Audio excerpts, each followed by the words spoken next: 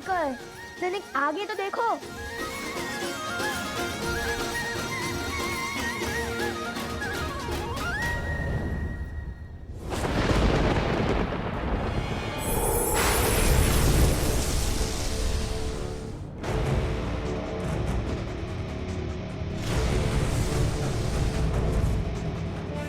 लगता है ये वरुणास्त्र चला रहे हैं। वरुण देव, अपनी कुंडली में इन बालकों को बांध लीजिए।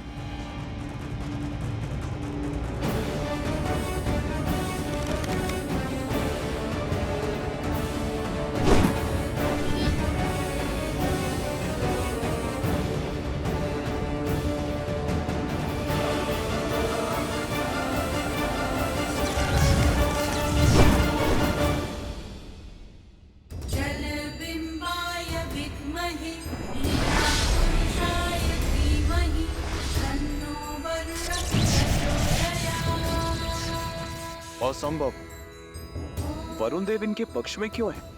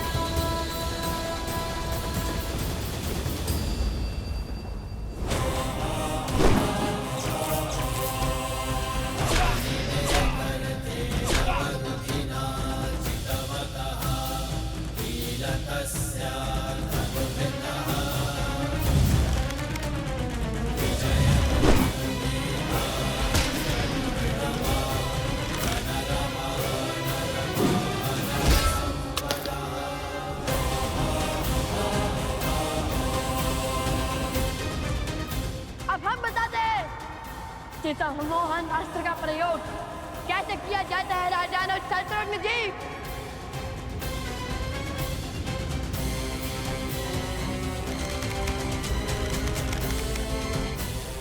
इस पराजय ने जितना संतोष मुझे दिया है, उतना आज तक मुझे किसी विजय ने नहीं दिया।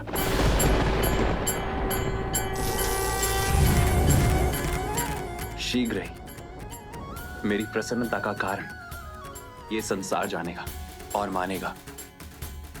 ये पराजय स्वीकार कर शत्रुघ्न ने कोई द्रोह नहीं किया।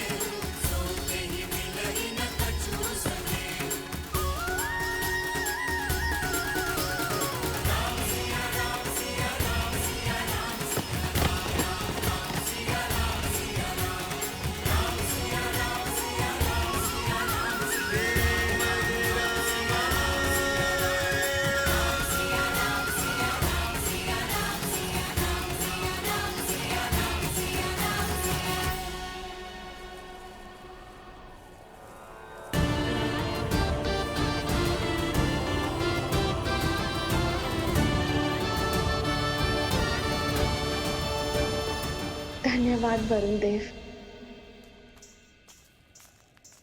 सोमकांत, तुम कहाँ हो? कहीं दिखाई ही नहीं दे रहे। मैं तो कब से आना चाहता हूँ, किंतु ये स्वर्ण कमल है ही इतना भारी कि मैं चल ही नहीं पा रहा।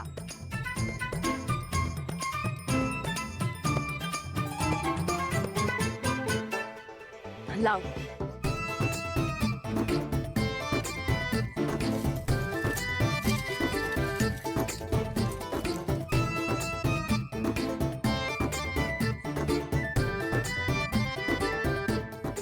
कितने भोले हो सोमकर्ण। स्वयं अदृश्य होने के स्थान पर अश्व को अदृश्य कर दिया होता। किसी अदृश्य अश्व के पीछा कैसे किया जा सकता है?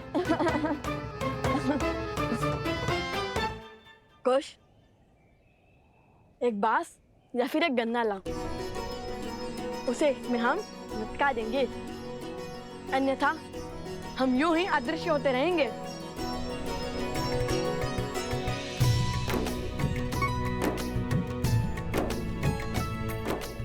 सोमकर्ण, तुमने असत्य कहा है कि हमारा राज्याभिषेक हुआ है, किंतु अब उस असत्य को सत्य बनाना होगा हमें।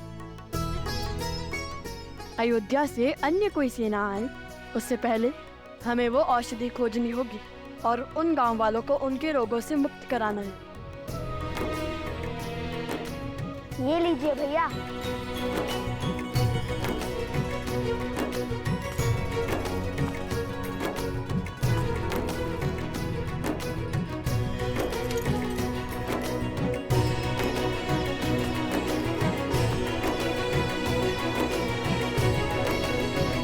चलो उस पर्वत की ओर चलते हैं। भैया, किंतु औषधि कैसे खोजेंगे? सूर्यास्त होने को है।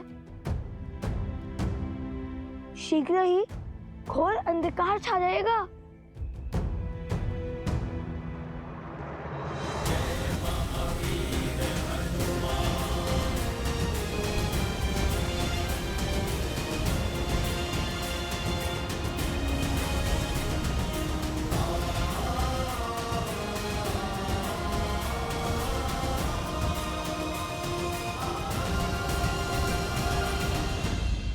पिताश्री, शत्रुघ्न समझ चुके हैं लव कुश और कोई नहीं, श्री राम और माता सीता के पुत्र हैं और स्वयं उनके भतीजे हैं। किंतु संसार उन्हें इस निर्णय के लिए राजद्रोही क्यों कहेगा? कर्तव्य और भाव के बीच चुनाव कैसे किया जाए? क्या हृदय का कोई स्थान नहीं? प्रिय गणेश, यूं समझ लो कि कर्तव्य कलकल करते एक नदी की भांति है, जिसकी अपनी ही गति है, अपनी ही दिशा है और अपना ही एक उद्देश्य है, जिसे धर्म निर्धारित करता है। और हमारा हृदय और उसकी भावनाएं वो वायु से उत्पन्न हुई लहरों की भांति होती हैं, जो आती जाती रहते हैं, कभी स्थिर तो कभी अस्थिर। परंतु जब ये लहरें ही नदी की दिशा निर्धारित करने लगे तो नदी अपने पथ से भटक जाती है। भाव हमें अपने अधीन कर कर्तव्यों से विमुख कर देता है। हाँ पुत्र, तुम्हारी माता का कहना सर्वथा उचित है और ऐसे में कर्तव्य ही है जो हमें बल देता है।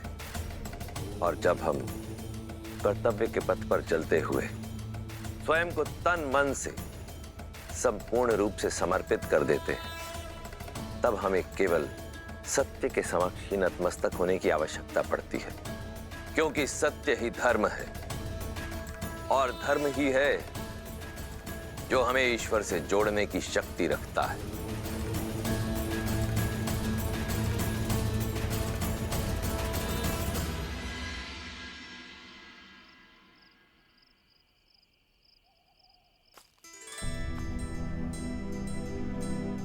अब जब तक हम ना लौटे तुम यही रहना। हम एक और वचन निभा कर आते हैं। उन गांव वालों की रक्षा के लिए पर्वत से औषधि लाती है।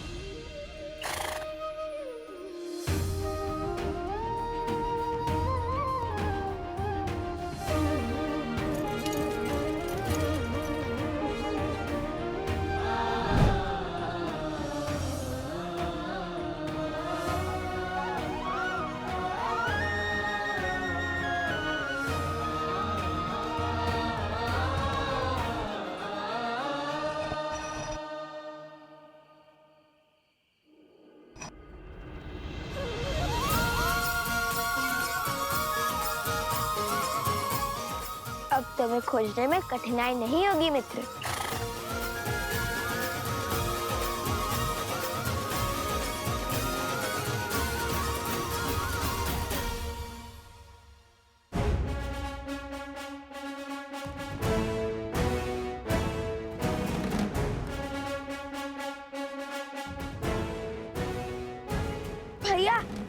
गांव की रक्षा के लिए हरित ऋषि पहुंच गए होंगे और हमारी प्रतीक्षा कर रहे होंगे।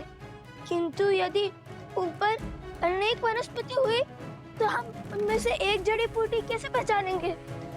मैं भी तो वही सोच रहा हूँ। जब हनुमान जी संजीवनी लेने गए थे तब विद्या सुषेण जी ने उन्हें क्या कहकर भेजा था? यही कि संजीवनी बूटी चमकती है। कि बूटी चमकती है, जैसे अधर्म के अंधकार में धर्म का प्रकाश चमकता है।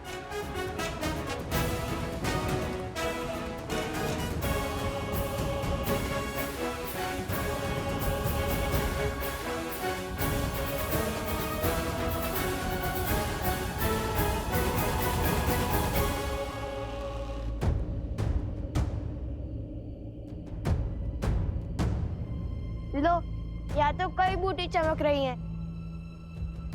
अब कैसे ढूंढे बूटी?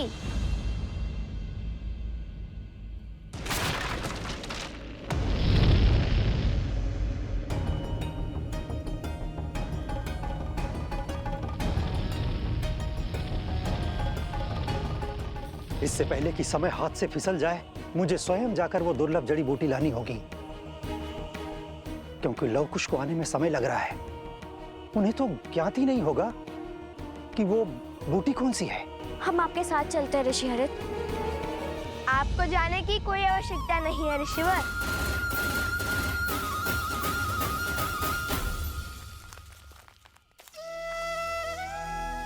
लव कुश भी आ गए और आपके लिए जड़ी बूटी भी। चाहिए ना आपकी वो दुर्लभ जड़ी बूटी? हाँ, यही वो बूटी है। किंतु लव कुश, तुम्हें जड़ी बूटी कैसे पहचानी? बताएंगे बताएंगे।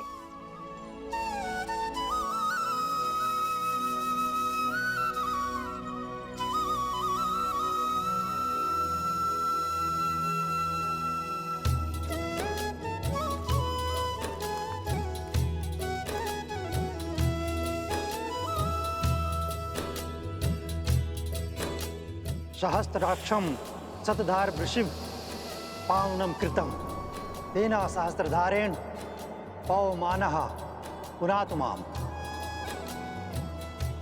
सहस्त्राक्षम शतधार वृषिव पावनम कृतम तेना सहस्त्रधारेण पवमानः पुनातु माम। सहस्त्राक्षम शतधार वृषिव पावनम कृतम तेना सहस्त्रधारेण पवमानः पुनातु माम।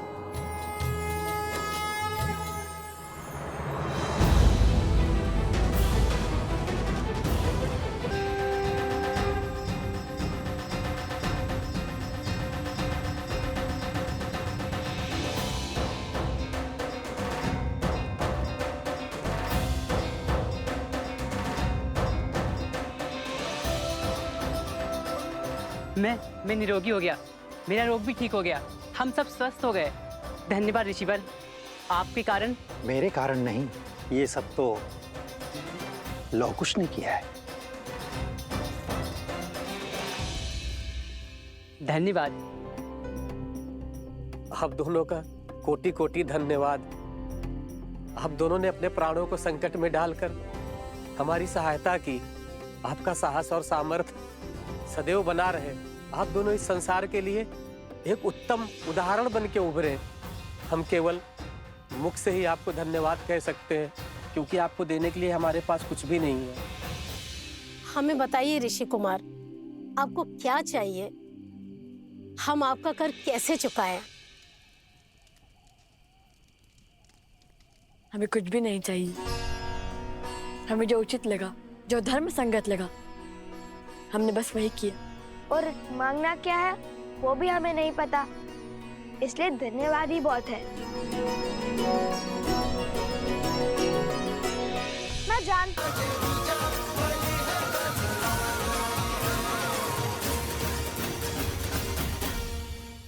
देखा, कहा था ना तुम दोनों राजा हो।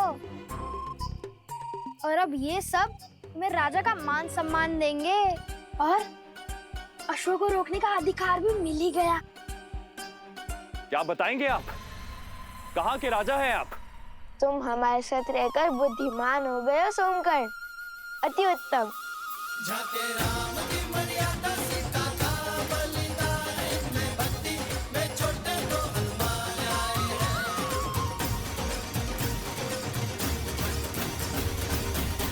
ऋषिवर, क्या आप हमें माता सीता के बारे में जानकारी दे सकते हैं? उनकी कथा, उनकी गाथा क्यों संसार से छुपी है? देवी सीता ने स्वयं को संसार से छुपाना स्वयं ही स्वीकारा है। उनकी इच्छा का सम्मान करो पुत्रों। किंतु उन्हें छुपने की क्या आवश्यकता है? वो तो निर्दोष है ना? किसने कहा कि केवल एक दोषी ही स्वयं को छुपाता है? बीज भी संसार को वृक्ष की छाल देने से पहले स्वयं को भूमि में छिपा कर रखता है। देवी सीता का अज्ञातवास भी एक आवरण है। समय आने पर उनके सत्य की छाया पूरे संसार को आशीष देगी। तो यदि हम उन्हें खोजना चाहे तो हमें कोई संकेत मिलेगा? तो कदाचित इस बार बीज को अंकुरित होने में सहायता की आवश्यकता है। देवी सीता, विधि का विधान है बच्चों, और विधान में जब जहां जिसकी आवश्यकता होती है उसके वहां पहुंचने के संकेत और मार्ग स्वयं ही बन जाते हैं।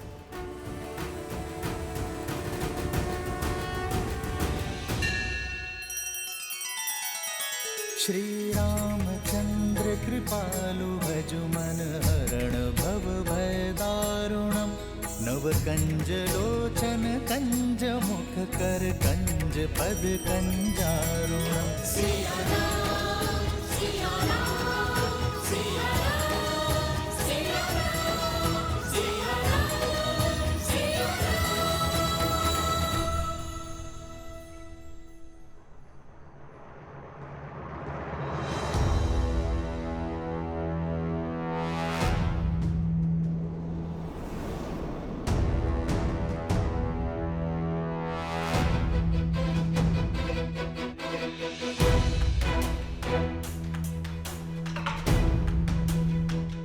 यहाँ युद्ध के बाद छाई शांति है, ना पशु है और ना ही पक्षी। सब भयभीत होकर छिप गए हैं, अर्थात युद्ध निकट ही घटा है।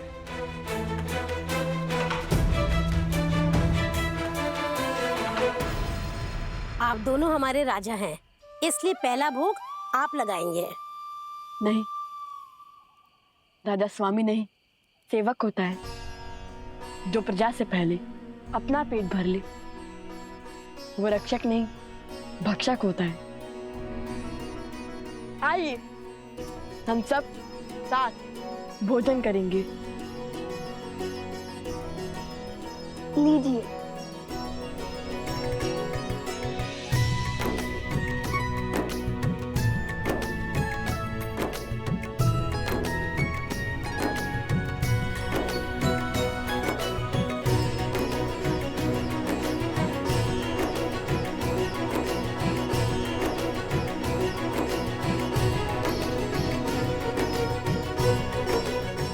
आहा, आनंद आ गया।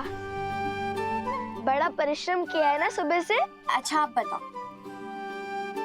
तुम दोनों ने उस बूटी को पहचाना कैसे? इतनी बूटियों के बीच में तुमने इस एक बूटी को कैसे खोजा? जब मन में धर्म की धुन लिए कोई सुकर्म करने निकलो